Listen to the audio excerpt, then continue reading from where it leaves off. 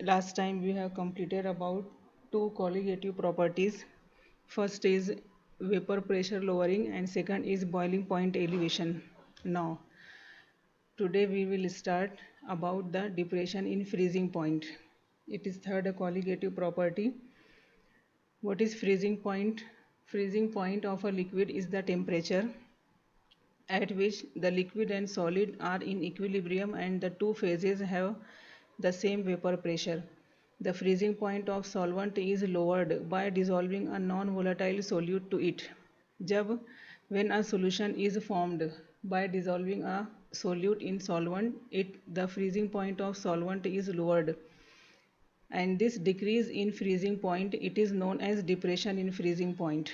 For example, and the freezing point of pure solvent it is represented by Tf0, freezing point of solution is represented by Tf, and freezing point of solvent is higher as compared to freezing point of solution. Therefore, delta Tf is equal to Tf0 minus Tf. This delta Tf it is known as depression in freezing point. अब यहाँ पे आगे देखते हैं हम freezing point depression as a consequence of vapour pressure lowering. Delta P it is directly proportional to delta T F. यहाँ पे इस कर्व को हम स्टडी करते हैं. दिस कर्व और this figure it is for variation of vapour pressure with temperature of pure solvent, solid solvent and solution. Vapour pressure है Y axis पर एंड एक्स एक्सिस पर temperature. When a solution is freezed, solution freeze हो रहा है. What does it mean? The solvent present in the solution it becomes solid. जो solution में solvent रहेगा वो सॉलिड स्टेट में कन्वर्ट होगा. एट दैट टाइम हम उसको क्या कहेंगे? That will the solution is in freezed condition. Now look at this graph.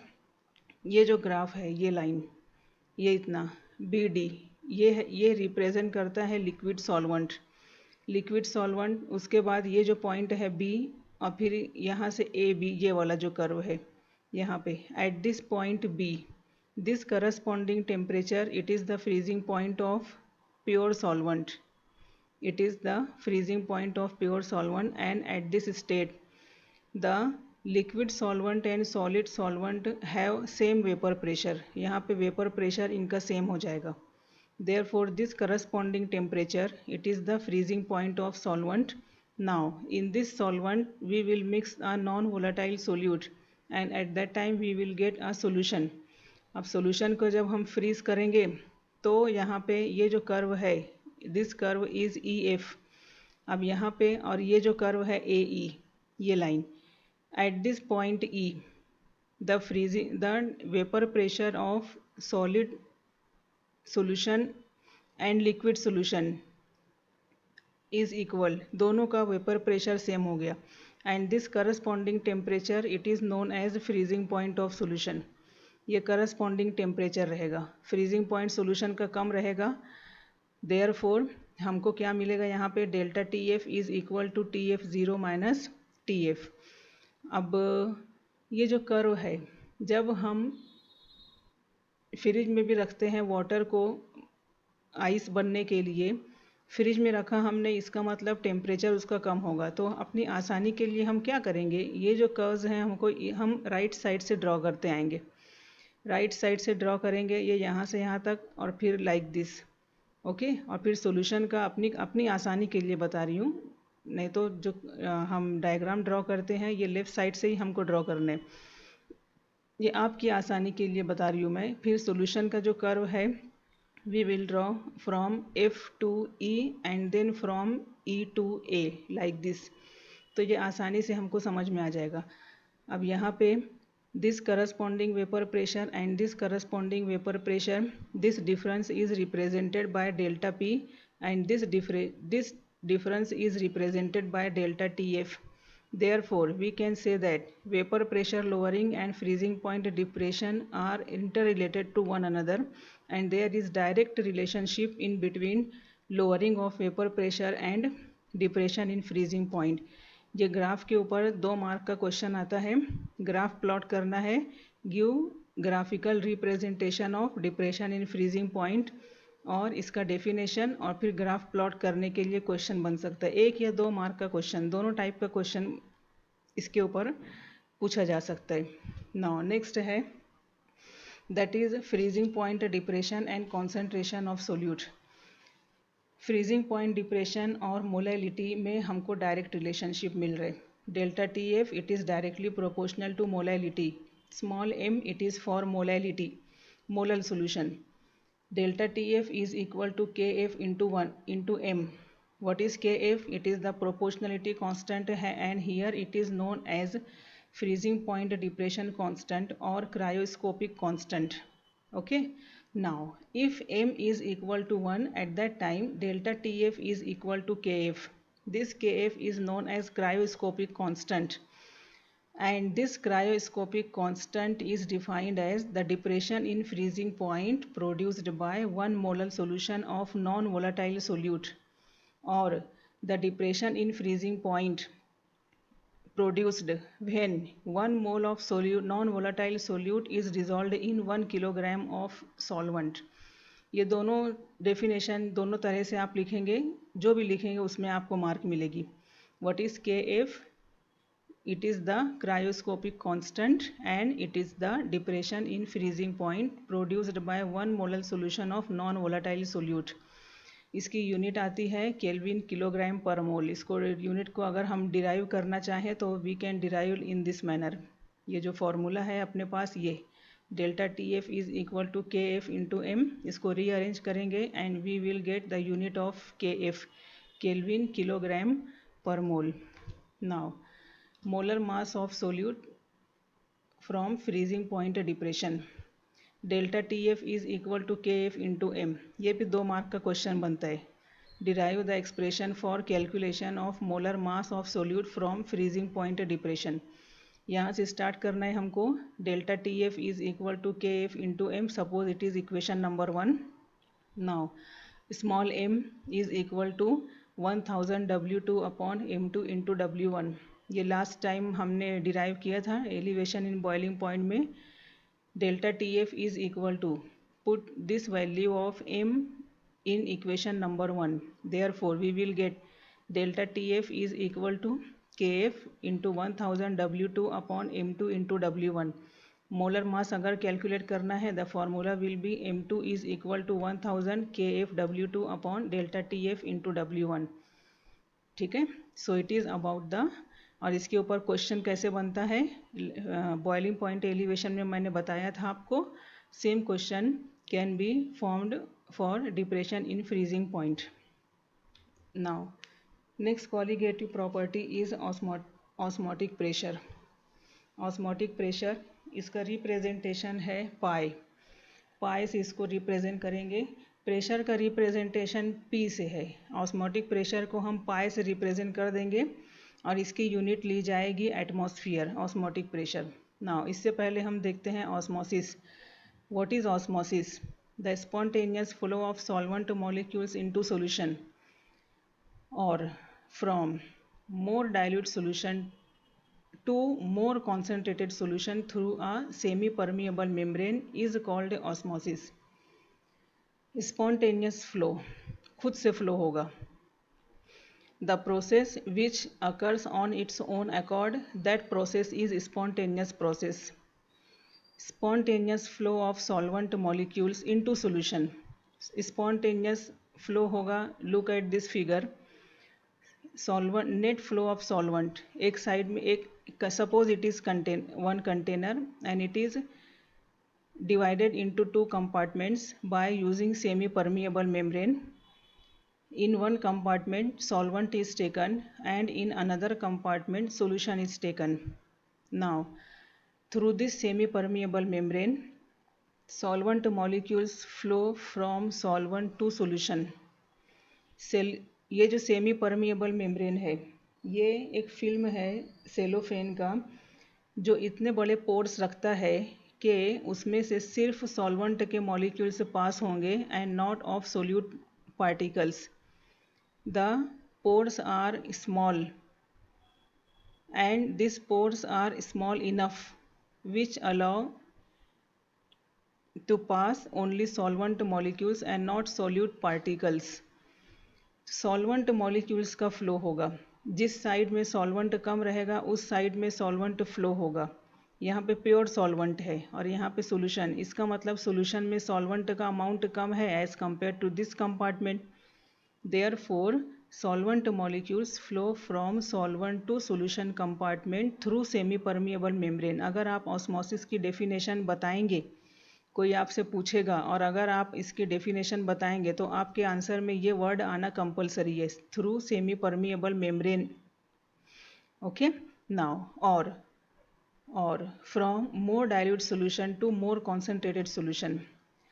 ये है solution of lower concentration. In this compartment we have taken solution of higher concentration and it is the semi permeable membrane.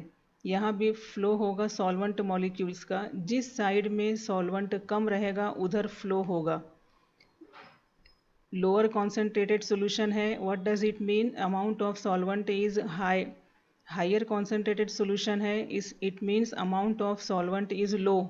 Therefore the flow of solvent takes place from solution of lower concentration to solution of higher concentration through semi permeable membrane and this process is known as osmosis.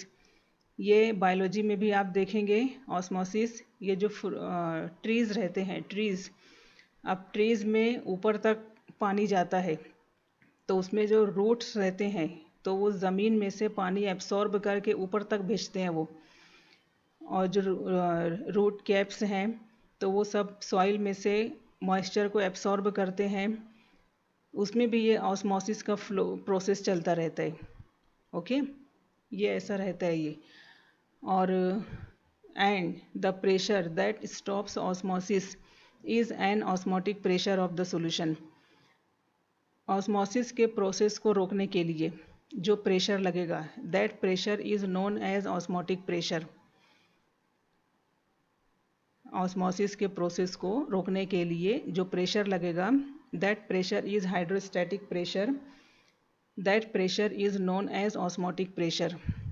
यहाँ पे क्या होगा, यहाँ अगर हमको solvent का flow रोकना है तो इस साइड से हम प्रेशर डालेंगे. यहाँ से जब प्रेशर डालेंगे तो यहाँ का जो सॉल्वेंट फ्लो हो रहा है वो यहाँ से फ्लो होना बंद हो जाएगा. अब ये जो प्रेशर रहेगा जो हमने अप्लाई किया, that pressure will be osmotic pressure. इसको कहा जाएगा ऑस्मोटिक प्रेशर.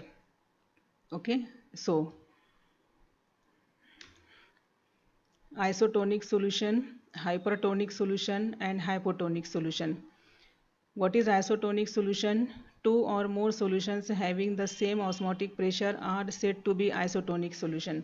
दो सॉल्यूशंस हैं, जैसे इस तरह हमने देखा, ये दो सॉल्यूशंस हैं. अगर दोनों का ऑस्मोटिक प्रेशर सेम है, ऑस्मोटिक प्रेशर सेम, इसका मतलब दोनों का कॉन्सेंट्रेशन यहाँ सेम है, ऑस्मोटिक प्रेशर अगर सेम रहेगा, that solutions are isotonic solutions. If two hypertonic solution, what is hypertonic solution? If two solutions have unequal osmotic pressure, at that time the solutions with higher osmotic pressure is called hypertonic solution. Hypotonic solution, if two solutions have unequal osmotic pressure, the solution with lower osmotic pressure is said to be hypotonic solution. Hyper, hypo, इससे याद रखना है. Iso, iso का मतलब पता है आपको, that is same. Hyper, hypertension, ऐसे याद रखना है हमको. हाइपरटोनिक, जिस सॉल्यूशन का ऑस्मोटिक प्रेशर ज़्यादा रहेगा, that solution will be hypertonic solution. जिस सॉल्यूशन का ऑस्मोटिक प्रेशर कम रहेगा, that will be hypotonic solution. Now osmotic pressure and concentration of solution. Osmotic pressure और कॉन्सेंट्रेशन ऑफ सॉल्यूशन में क्या रिलेशनशिप है वो देखते हैं हम यहाँ पे. For very dilute solution osmotic pressure follows the equation pi is equal to N2RT upon V. Suppose it is equation number 1 where V is equal to volume of solution in decimeter cube, N2 is moles of non-volatile solute, R is gas constant, इसकी value हम लेंगे 0.08206 decimetre cube atmosphere पर kelvin पर मोल. pi is equal to osmotic pressure in atmosphere. Now N2 upon V, यहाँ पे ये देखिए N2 upon V, it is known as molarity. Molarity यहाँ पे लेना है। पिछली हमने प्रॉपर्टीज़ में हमने लिया था मोलैलिटी, यहाँ पे हमको लेना है मोलैरिटी, क्योंकि यहाँ पे हम कंसीडर कर रहे हैं temperature, and molarity it is the temperature dependent quantity.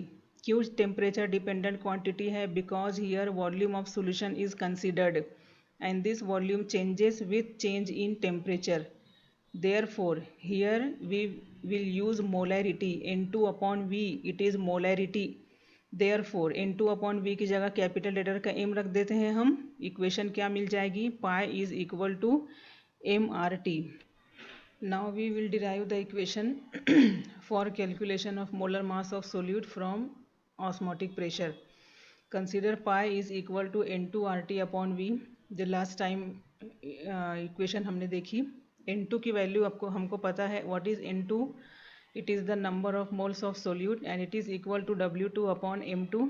Put this value of N2 in this equation, we will get pi is equal to W2 RT upon M2V.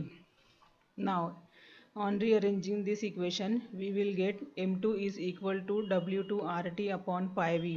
By using this equation, we can calculate the molar mass of solute from osmotic pressure. अब इसके ऊपर भी 1 और 2 mark का question बनता है, जैसा elevation in freezing point, depression in elevation in boiling point, depression in freezing point के ऊपर जैसा क्वेश्चन था, वैसा सेम क्वेश्चन यहाँ भी बन सकता है। Now here our next topic is reverse osmosis. Now what is the meaning of reverse osmosis? The pure solvent flows from solution into solvent through semi-permeable membrane and it is called reverse osmosis. Suppose this figure, it is semi-permeable membrane, it is fresh water and it is salt water. Salt water, or we can write here sea water. Sea water में different salts are in dissolved condition. ये fresh water है, pure water, और यहाँ पे ये है sea water या salt water. अब यहाँ से हम प्रेशर अप्लाई करते हैं। प्रेशर जब हम अप्लाई करेंगे तो यहाँ पे तो ऑस्मोसिस का प्रोसेस रुकेगा, उसके साथ साथ क्या होगा, यहाँ पे सॉल्ट वाटर में का जो प्योर वाटर है, अब इसका फ्लो स्टार्ट हो जाएगा from salt water to fresh water. फिर यहाँ से ये वाटर आउटलेट है, यहाँ से वाटर को लेके कलेक्ट कर लिया जाएगा and this water can be used for drinking purpose and all different purposes. And this pressure, ये जो प्रेशर हम अप्लाई कर रहे हैं, यहाँ से जो प्रेशर अप्लाई करेंगे, this pressure should be higher than the osmotic pressure. एक जनरल एक वैल्यू दी जाती है, ये जो प्रेशर रहेगा, this pressure should be greater than 30 atmosphere.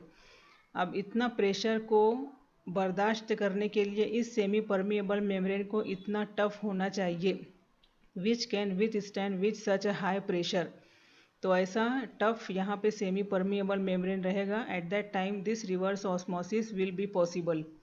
Bye using this reverse osmosis process the sea water can be used for drinking purpose. Drinking purpose के लिए यहाँ पे सी वाटर को हम यूज़ कर सकते हैं by applying this process, that is reverse osmosis. Now next आता है अब कॉलिगेटिव प्रॉपर्टीज़ ऑफ इलेक्ट्रोलाइट्स। इसके पहले हमने देखा था colligative properties of non electrolytes. Non electrolyte non ionisable solutes where taken. अब यहाँ पे हमको लिखना है कॉलिगेटिव प्रॉपर्टीज़ ऑफ इलेक्ट्रोलाइट्स। अब यहाँ पे following are experimental observations for colligative behaviour of electrolytes. What does it mean? Electrolyte the substance which can conduct electricity when dissolved in water और इन फ्यूज्ड स्टेट, उसको कहा जाएगा electrolyte.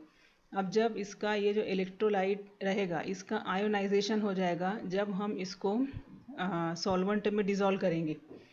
Ionisation हुआ, इसका मतलब हमको डिफरेंट आयंस हमको मिलेंगे। Now these are following observations. First observation यहाँ पे ये है, the solutions of electrolytes also exhibit colligative properties which do not obey the relations of non electrolytes. Second है the colligative properties of solutions of electrolytes are higher than those of solutions of non electrolytes. जो colligative property मिलेगी वो ज़्यादा मिलेगी electrolytes के लिए as compared to non electrolyte solutions. ठीक है। The molar masses of electrolytes are lower than the formula mass. जो मोलर मास रहेगा इलेक्ट्रोलाइट्स का वो हमको कम मिलेगा, lower than the formula mass. Formula use करके हम जो मास निकालेंगे दैट इज़ फार्मूला मास, उससे कम हमको मिलेगा molar mass for electrolytes. Now इसकी ये सब क्यों होगा? It is because electrolytes dissociate into 2 or more ions when dissolved in water. At that time the number of particles increases, therefore the colligative properties of electrolyte solutions are higher than the non-electrolyte solutions. यहाँ पे particle का number बढ़ जाएगा तो जो colligative properties रहेंगी वो भी ज़्यादा हो जाएंगी। यहाँ पे अगर हम लेते हैं NaCl मॉलिक्यूल, अगर लेते हैं हम NaCl मॉलिक्यूल, एक NaCl मॉलिक्यूल 2 आयन्स देगा, Na प्लस आयन एक देगा और दूसरा Cl माइनस आयन देगा। नाउ नेक्स्ट है अपना that is van't Hoff factor to obtain the colligative properties of electrolyte solutions by using the relations for non-electrolyte। यहाँ पे वॉन टू हॉफ ने एक फैक्टर को सजेस्ट किया that is represented by small I. ये small I से इसका representation किया गया है। अब यहाँ पे what is I? It is the colligative property of electrolyte solution divided by colligative property of non-electrolyte solution of the same concentration। ये इलेक्ट्रोलाइट है जिसमें हमको आयोनाइजेशन मिलेगा, ये नॉन इलेक्ट्रोलाइट है जिसमें हमको आयोनाइजेशन नहीं मिलेगा। So van't Hoff factor it is the ratio है। किसका ratio? Colligative property of electrolyte solution and colligative property of non electrolyte solution of the same concentration. 4 colligative properties हमने देखी यहाँ पे। ये depression in freezing point, elevation in boiling point, low vapour pressure lowering, और यहाँ पे ये osmotic pressure. ये जो ज़ीरो है ना, ये किसके लिए लगा है? It is for non electrolyte solution. Okay. और यहाँ पे ये दोनों का रेशो है ना, सो it is for electrolyte solution and it is for non electrolyte solution. अगर डेल्टा TF के फॉर्म में हमसे पूछा तो हम सिर्फ ये इक्वेशन लिख देंगे, I is equal to delta TF upon delta TF zero. अगर एलिवेशन इन बॉइलिंग पॉइंट के फॉर्म में पूछा तो हम सिर्फ ये लिख देंगे इज़ इक्वल टू I करके एंड सो ऑन। नाउ यहाँ पे वॉन टू हॉफ फैक्टर और कैसे डिफाइन कर सकते हैं? I is equal to actual moles of particle in solution after dissociation divided by moles of formula units dissolved in solution. Formula mass of substance upon observed molar mass of substance। formula mass of substance it is known as m theoretical, it is the theoretical value, इसलिए यहाँ पे लिखा है m theoretical। And ये जो observe रहेगा इसके लिए फिर ये ऑब्जर्व रहेगा, ऑब्जर्व या एक्चुअल या एक्सपेरिमेंटल, और थेरेटिकल यहाँ पे सिर्फ एक वैल्यू रहेगी, एक वर्ड रहेगा दैट इज़ थेरेटिकल। यहाँ ऑब्जर्व, एक्सपेरिमेंटल या एक्चुअल, ये इस तरह से हम यहाँ पे बता सकते हैं। अब यहाँ पे ये जो I की वैल्यू है, ये I, ये नॉन इलेक्ट्रोलाइट अगर हम लेंगे तो I की वैल्यू हमको 1 मिलेगी।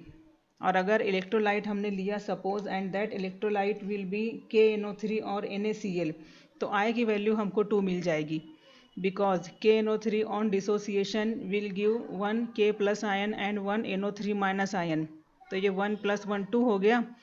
NaCl भी 2 आयन्स देगा, एक Na plus ion and other is Cl minus ion, therefore I is equal to 2। अगर दूसरा हम कंसिडर करते एग्जाम्पल, फॉर एग्जाम्पल Na2SO4, तो यहाँ पे हमको 3 आयन्स मिलेंगे, I की वैल्यू हमको 3 मिलेगी। सोडियम सल्फेट के लिए 2 Na प्लस आयन्स मिलेंगे और एक SO4 - 2 आयन मिलेगा। अगर CaCl2 लेते हैं तो एक Ca + 2 आयन मिलेगा और 2 Cl माइनस आयन्स मिलेंगे। तो ये सब इलेक्ट्रोलाइट्स के लिए रहेगा। I इज़ इक्वल टू यहाँ पे 2 3 4 जैसा हम लेंगे फिर वैसा हमको I की वैल्यू मिलेगी। अब जब I की वैल्यू मिलेगी हमको, तो यहाँ पे अब जो कॉलीगेटिव प्रॉपर्टीज़ की एक्सप्रेशंस है उसमें कुछ मॉडिफिकेशंस हमको मिलेंगे। अब मॉडिफाइड इक्वेशंस क्या क्या आ जाएंगी? देखिए, ये है lowering of vapor pressure. Delta P is equal to I P10 x2. Actual में ये कौन सी इक्वेशन है? This equation is for relative lowering of vapour pressure and that equation is delta P upon P10. P10 को हम इधर लेके आ गए and delta P upon P10 is equal to x2. P10 को इधर लेके आ गए, x2 है, इसके साथ मॉडिफिकेशन में क्या ले लिया हमने? I ले लिया. It is van't Hoff factor and it is for electrolytes. Therefore यहाँ पे फिर ये I की लिए यहाँ पे ये x2, ये जो P10 है इसको यहाँ नीचे लेंगे हम, delta P upon P10 I, और x2 की वैल्यू जब हम यहाँ रखते हैं तो हमको ये वैल्यू मिल जाएगी. Delta T B is equal to, last time हमने देखा it is K B into M. ये आई है मॉडिफाइड फॉर्म में, और फिर ये इक्वेशन हमको मिलेगी. ए आई यहाँ पे ये एक्स्ट्रा मिलेगा हमको. सो it is in the modification. It is depression in freezing point and this equation becomes I 1000 kFW2 upon M2 W1 pi is equal to I MRT is equal to I W2 RT upon M2V. So it is about the modification of expressions of colligative properties.